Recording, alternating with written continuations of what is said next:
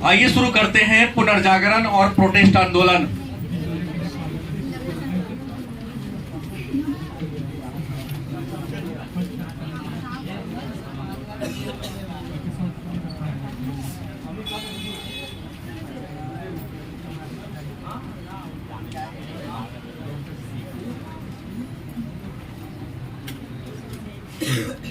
पाठ संख्या 7 है। कल भी हम लोगों ने जाना था पुनर्जागरण और प्रोटेस्ट आंदोलन पर।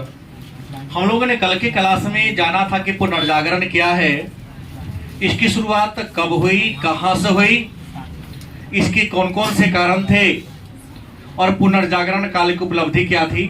पुनर्जागरण काल के प्रमुख चित्रकार कौन थे, साहित्यकार कौन कौन थे, मूर्तिकार कौन थे और किन किन चित्रकार ने कौन कौन सी मूर्तियां बनाई, कौन कौन साहित्यकार ने किन किन साहित्यों का क्या किया, सृजन किया या निर्माण किया। तो पुनर्जागरण तो जान लिए थे। आज के सब क्लास में सबसे पहले जानेंगे कि प्रोटेस्ट आंदोलन क्या है। क्या जानेंगे? प्रोटेस्ट आंदोलन। तो सबसे पहले जान ले कि प्रोटेस्ट का मतलब होता है विरोध। प्रोटेस्ट का मतलब क्या होता है? विरोध। मतलब वह आंदोलन जो किसी के विरोध में, उसका विरोध करने के लिए चलाया जा रहा हो। तो किसी का विरोध करने के लिए उसके विरोध में चलाए जाने वाले आंदोलन को हम प्रोटेस्ट आंदोलन के नाम से अब जानते हैं। किसी स्वरूप के बारे में तो आप सबको पता है ईसाई धर्म के बारे में, और हमने यह सिखाया है कि ईसाई धर्म के संस्थापक ईसा मसीह थे।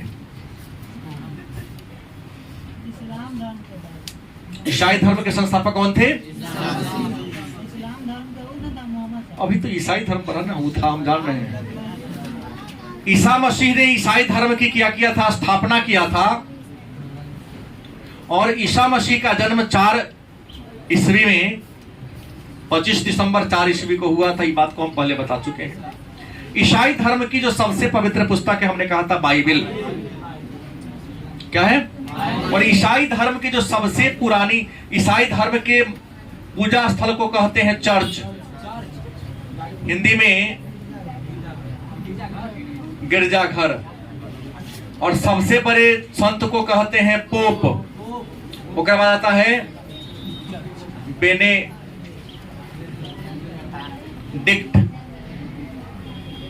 और भी कई हैं। ईसाई धर्म की जो सबसे प्राचीन शाखा थी उसका नाम था रोमन कैथोलिक।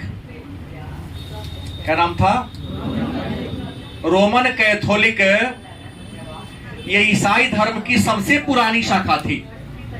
और हमने पिछले पाठ में ये कहा था कि सामंतवादी व्यवस्था में, सामंतवादी काल में यूरोप का सबसे बड़ा जो सामंत था उसका नाम था चर्च।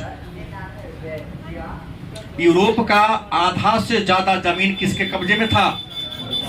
चर्च के कब्जे में था। और चर्च बड़ा सामंत होने के नाते, सबसे बड़ा जमींदार होने के नाते, सबसे ज्यादा समृद्ध होने के नाते आम जनता के जीवन पर तरह तरह के जुर्म अत्याचार करते थे। आम जनता की बात छोड़ दिया जाए, राजा भी इसके डर से, इसके खौफ से क्या होते थे? डरते थे। और मैं आपको बता दो कि कुछ ऐसे विद्वान हुए हैं जिन्होंने सिद्ध करके, प्रमाणित करके विज्ञान के क्षेत्र में नया आविष्कार कर दिया। लेकिन जो नया आविष्कार कर दिया था वह चर्च के बात को झुठला रहा था, चर्च के बात को गलत प्रमाणित कर रहा था। तो पोप ने उसे क्या दे दिया? जिंदा जलवा दिया। इसका इतना खौफ था कि अपने विरुद्ध बोलने वाले को जिंदा जलवा देता था, या जहर देके मरवा देता था, या उसे देश से निकलवा देता था, या धर्म विरोधी घोषित कर देता था। तो ईसाई धर्म की जो शाखा थी रोमन कैथोलिक, इसी रोमन कैथोलिक की बुराइयों के विरोध में, इसकी जो कमियां थी उसी कमियां के विरोध में कुछ लोगों ने एक आंदोलन चलाया। उसी आंदोलन को कहते हैं प्रोटेस्ट आंदोलन। कौन आंदोलन? मतलब विरोधी आंदोलन।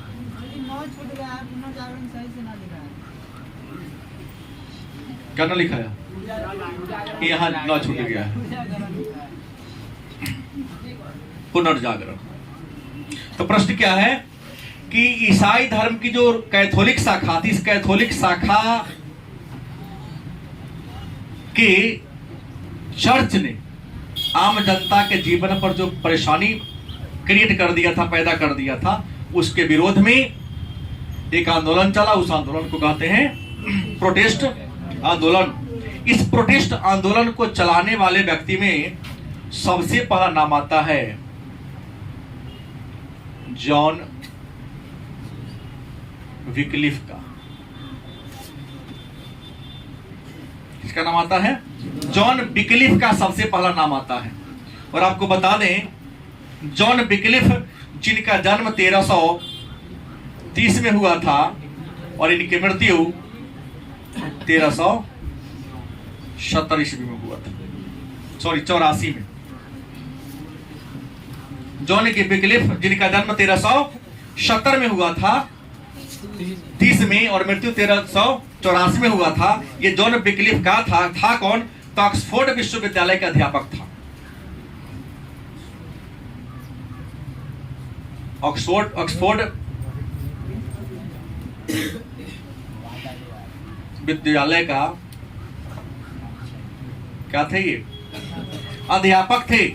यह पहला व्यक्ति था यूरोप का जिसने चर्च के विरोध में, गिरजाघर के विरोध में, पोप के विरोध में, उसके गलत नीतियों का क्या किया? विरोध किया। और बाइबिल जो जर्मन भाषा में थी, बाइबिल का अंग्रेजी भाषा में अनुवाद किसने किया था? बाइबिल का अंग्रेजी भाषा में अनुवाद कौन किया? जॉन विक्लिफ ने कर दिया। और जैसे ही इन्होंने अंग्रेजी भाषा में अनुवाद कर दिया, तो जिन जिन व्यक्ति को अंग्रेजी भाषा आती थी, उसने बाइबिल को क्या कर लिया? पढ़ लिया। जब बाइबिल को पढ़ा तो उन्हें लगा कि पोप जो हम सबको समझाता है उसमें अलग बात है, और जो बाइबिल में लिखा है वो बात क्या है? अलग बातें। दोनों के बाद में क्या हुआ? अंतर पाया। जैसे ही अंतर पाया तो आम जनता ने उसका विरोध करना क्या कर दिया? शुरू कर दिया। हालांकि जॉन विक्लिफ ने सब बात करके मर गए। जब मर गए तब पता चला कि जनता को आग भड़काया कौन? तो पोप को पता चल गया कि जॉन विक्लिफ ने आम जनता को चर्च के विरुद्ध क्या कर दिया था? भड़का दिया था। चूंकि तो मर गए थे, इनको जिंदा जलाना संभव था नहीं, तो विद्वान लिखते हैं कि इनके कब्र से इनके लाश को निकाल लिया। ईसाई धर्म में दफनाता है, जलाता नहीं। क्या जी? इनके कब्र से इनके लाश को क्या कर लिया? निकाल लिया। और कब्र से लाश को निकालकर खुला में छोड़ दिया, कुत्ता बिल्ली नोच के खा जाए। इतना बड़ा शैतान था वो। जबकि बात उसने सही कहा था। और जॉन विक्लिफ को इनके कार्यों के कारण धर्म सुधार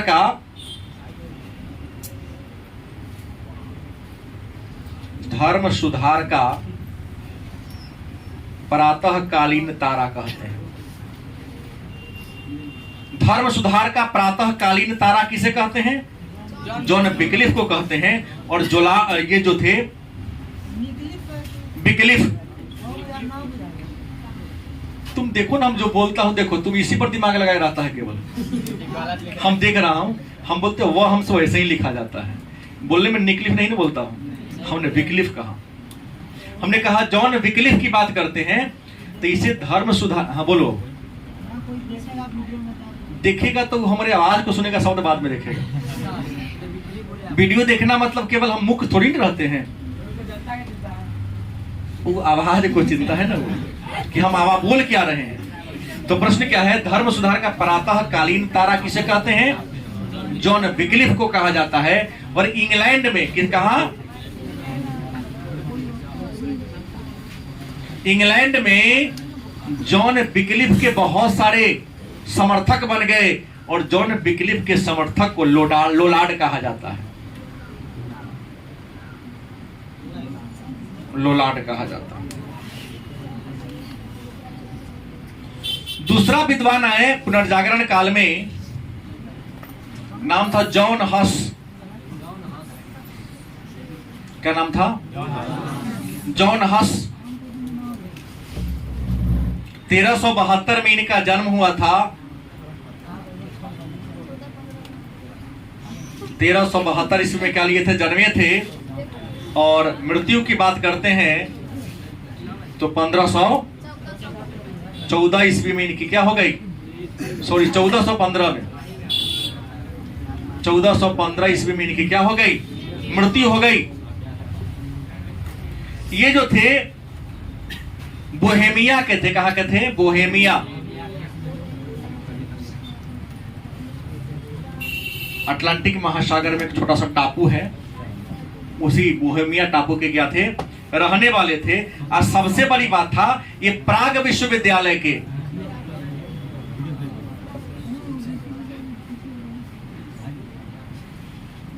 क्या थे? शिक्षक थे। प्राग विश्वविद्यालय के क्या थे? शिक्षक थे। इन्होंने भी अपने जीवन काल में ही पोप का तो विरोध किया ही, पोप के साथ साथ चर्च का भी इन्होंने जबरदस्त तरीके से क्या किया? विरोध किया। और कहा कि यूरोप की अर्थव्यवस्था अगर पिछड़ी हुई है, समाज पिछड़ा हुआ है, यहाँ पर जो सामाजिक गुपमंडुकताएं हैं, विवेक कौन है? वो अरे यहाँ है। तो जो भी बुराइयां हैं, इस बुराई का सबसे बड़ा जड़, बुराई का केंद्र बिंदु कौन है? चर्च है। क्योंकि यूरोप में बुराई की शुरुआत चर्च से ही होती है। इस बात की जानकारी मिल गई किसको? पोप को, कि हमारे विरुद्ध, हमारी व्यवस्था के विरुद्ध, हमारे सिस्टम के विरुद्ध में जॉन हस क्या कर रहा है? लोगों को भड़का रहा है, प्रचार प्रसार कर रहा है। एक दिन समय आएगा कि सब इसके बात को मान लेगा, तो हमारा तो पत्ता ही साफ हो जाएगा। तो जॉन हस को क्या कर दिया? जिंदा जलवा दिया था।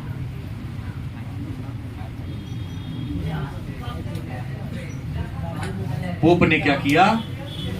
इसको जिंदा जला दिया। पुनर्जागरण काल के जो तीसरे विद्वान की बात करते हैं, तीसरे सुधारा की बात करते हैं, उसका नाम है मार्टिन लूथर। नहीं, दोनों दो आदमी हैं। मार्टिन लूथर ये जर्मनी के थे बाबू, ध्यान दो। ये कहां के थे? और मार्टिन लूथर किंग अगर कहिएगा तो वो अमेरिका के थे। कहां के थे? दोनों में यही डिफरेंस है। आए? हाँ, तो ये मार्टिन लूथर जो जर्मनी के थे। और सबसे बड़ी बात है कि प्रोटेस्ट आंदोलन के जनक की बात करते हैं। प्रोटेस्ट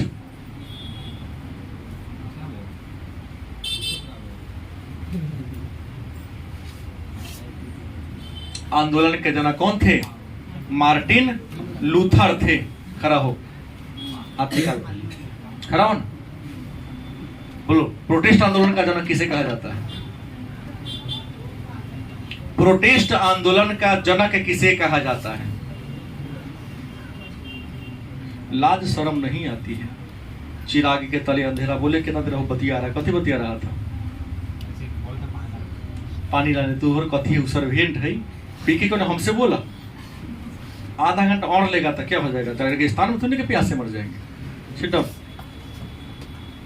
साफ लाशरों ने धो दिया लखन दे में।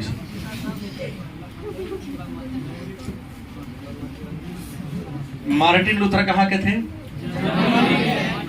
प्रोटेस्ट आंदोलन का माने विरोधी आंदोलन का, यूरोप में प्रोटेस्ट आंदोलन या कैथोलिक धर्म के विरोध में चलाए जाने वाले आंदोलन का जनक कौन है?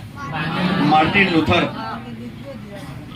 ये नहीं देख, हम देख इसे क्यों पूछा हूं कि उन्हें घूम के बतिया रहा? हम सब पर नजर रखता हूं ना।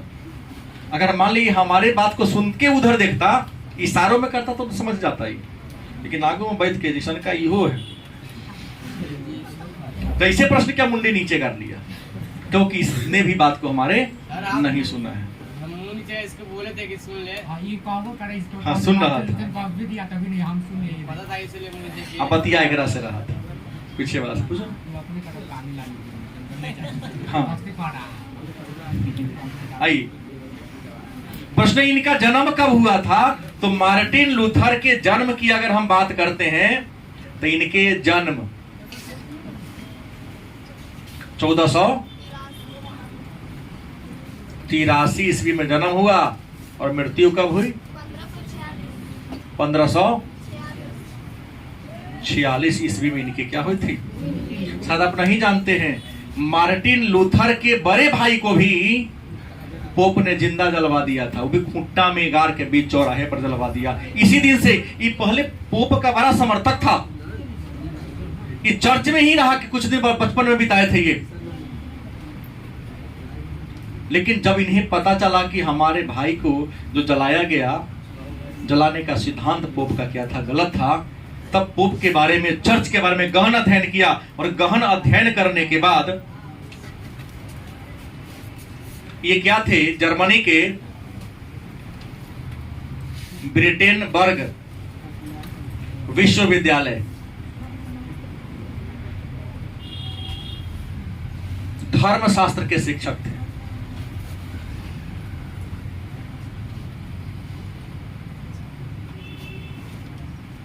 इन्हें धर्म का अध्ययन करना शुरू कर दिया, क्योंकि धर्म क्या है, धर्म कहते किसे है, धर्म का काम क्या है।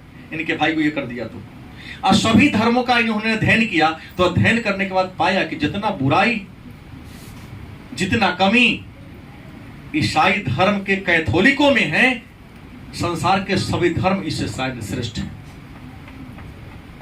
और तब जाकर के इन्होंने ईसाई धर्म के विरुद्ध, पोप के विरुद्ध, इन्होंने 1510 में रोम की यात्रा किया था। रोम जाकर ईसाइयों का चर्च का मेन हेड था, रोम में ही रहा करता था। और रोम में जाकर इन्होंने चैलेंज किया कि पोप जो पाप मोचन पत्र बेचता है, धराधर सरासर अन्याय अपराध है आम जनता के साथ। गलती किसे?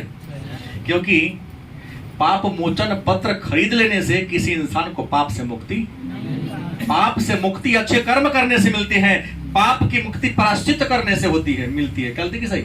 हमने गलती कर लिया, अब मन ही करनी है, हमसे बहुत गलती हो गई, या जिसके प्रति हुआ है उसके सामने जाकर हम अपना घुटना टेक दे कि भाई हमसे क्या हो गई, गलती हो गई है, हमारे इस अपराध को तुम क्षमा कर दो। किसको? पोप को एगो व्यक्ति थोड़ी था, पोप तो एक पद का नाम था। पोप क्या था?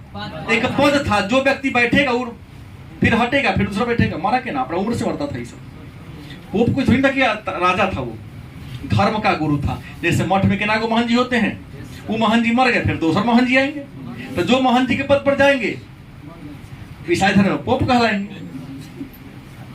ना बुझे बात? ये तो कई दिन से बताते आ रहा हूं। पोप सबसे बड़ा हेड था, कर्मचारी था। उम्र पुर गया या पद को छोड़ दिया तो दूसरा आएगा, वो पोप कहलाएगा। लेकिन वो अत्याचारी है तो अहिल का आएगा, तो वो अत्याचारी होगा। गलत कि सही? इंसान गलत नहीं होता है, कुर्सी गलत होता है। क्योंकि इंसान तो ईमानदार बन के ही जाता है, उस कुर्सी पर बैठते ही वह कुर्सी उसको बेईमान बना देता है। तो यही इसने कहा, मार्टिन लूथर ने कहा कि देखो, पाप मोचन पत्र खरीदने से इंसान को पाप से मुक्ति, इंसान को यदि पाप से मुक्ति पाना है तो सुकर्म करना होगा। पाप का क्या करना होगा? प्रायश्चित करना होगा। और पाप का प्रायश्चित, हम किसी को दो मार दिए, उसको चाकू मार दिए, गोली मार दी, उसका परिवार उजड़ गया, और जाके कोर्ट में जाके, मंदिर में जाके माफी मांगे तो भगवान माफ नहीं करेंगे। जिसके साथ तू घटना घटाया है उसके सामने जाओ, उसके क्षति का क्या करो?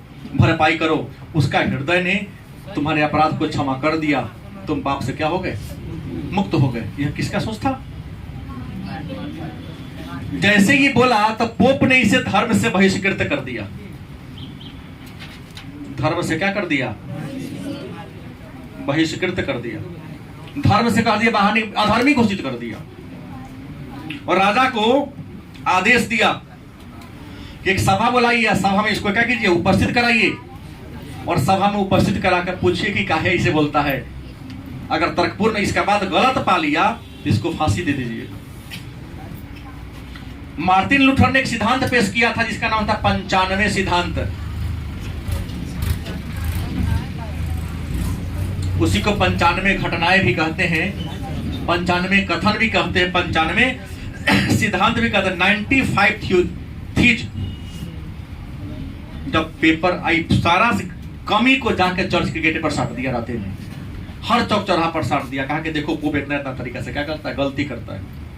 इसने लिखवाया कि हम सभा में उपस्थित होंगे, हम 95 को प्रश्न है मेरे पास, कितने, हम इस हर बात को क्या कर सकते हैं, सिद्ध कर सकते हैं कि पोप कहां कहां किस किस तरीके से क्या करता है, गलती करता है।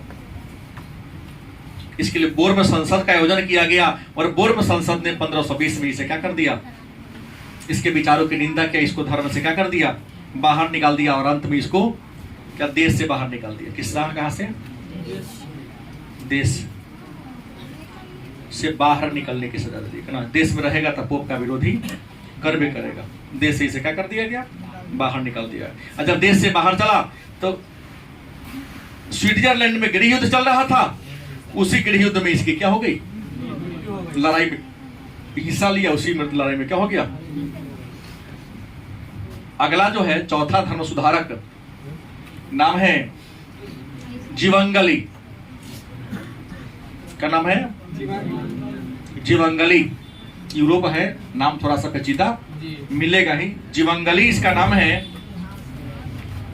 जन्म की बात करते हैं तो इनका जन्म 1484 ईस्वी में इनका क्या हुआ था, और मृत्यु की बात करें 1531 ईस्वी में इनकी क्या हो गई थी, मृत्यु हो गई थी।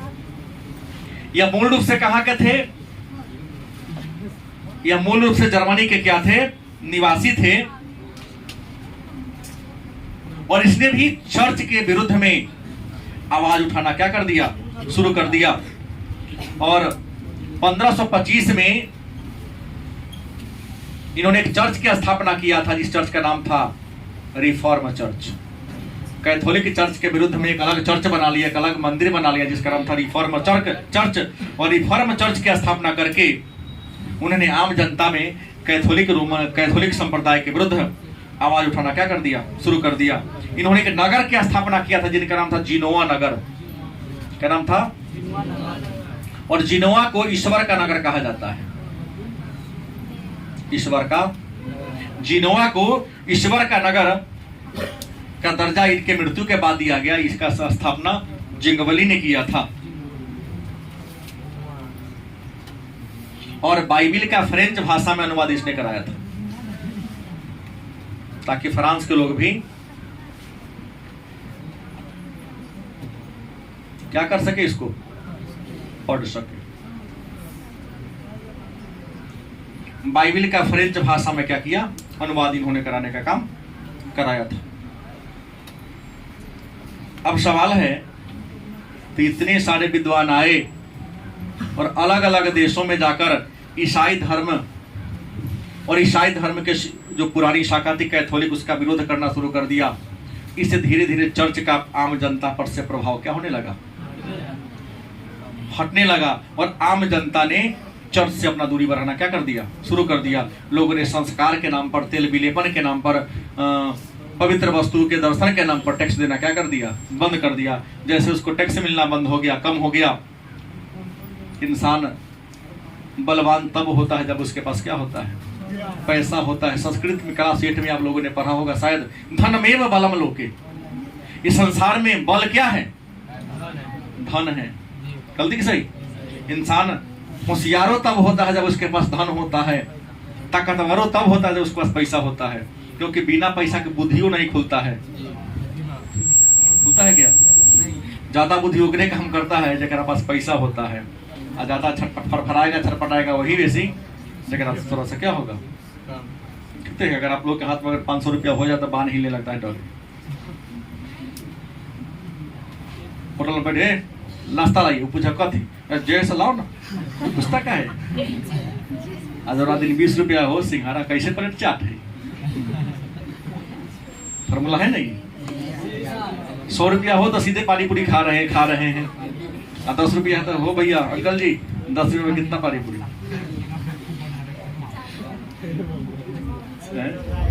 फिर क्या मरा रहा है तुमको। तो ये हो गया। तो ईसाई धर्म के कैथोलिक शाखा का प्रभाव धीरे धीरे क्या होने लगा, कम होने लगा, घटने लगा। तो ईसाई धर्म के प्रतिरोधी शाखा ने एक आंदोलन चलाया था, इसका नाम था प्रतिरोधी सुधार आंदोलन। क्या नाम था? प्रतिरोधी सुधार आंदोलन। मन में होगा प्रतिरोधी सुधार आंदोलन क्या है? तो आपको बता दे, प्रोटेस्टवाद के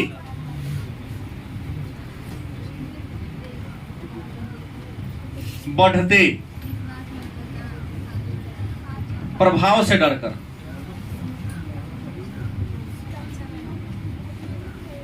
प्रोटेस्टवाद के मतलब ईसाई धर्म के प्रोटेस्ट शाखा के जो प्रभाव धीरे धीरे क्या हो रहा था, बढ़ रहा था। इन विद्वानों के प्रभाव में आकर कई देशों में कैथोलिकों का विरोध होना क्या हो गया, लोग दक्षिणा चंदा दान दक्षिणा देना क्या कर दिया, बंद कर दिया। तो ये लगता है कि प्रोटेस्टवाद के बढ़ते प्रभाव को देखकर ईसाई धर्म की जो प्राचीन शाखा थी कैथोलिक शाखा, उसने भी अपने में क्या कर लिया, सुधार कर लिया कि नहीं, हमको जनता को सताना नहीं है, हमें हमेशा धर्म के नाम पर किसी को ठगना, उसके हित की बात करना है। तो ईसाई धर्म की कैथोलिक शाखा ने प्रोटेस्टवाद के बढ़ते प्रभाव से डरकर अपने कमियों को ठीक करना क्या कर दिया, शुरू कर दिया। उसी को कहा गया कौन आंदोलन? प्रतिरोधी सुधार। ये धर्म सुधार चलाया तो ये प्रतिरोधी धर्म सुधार आंदोलन चला।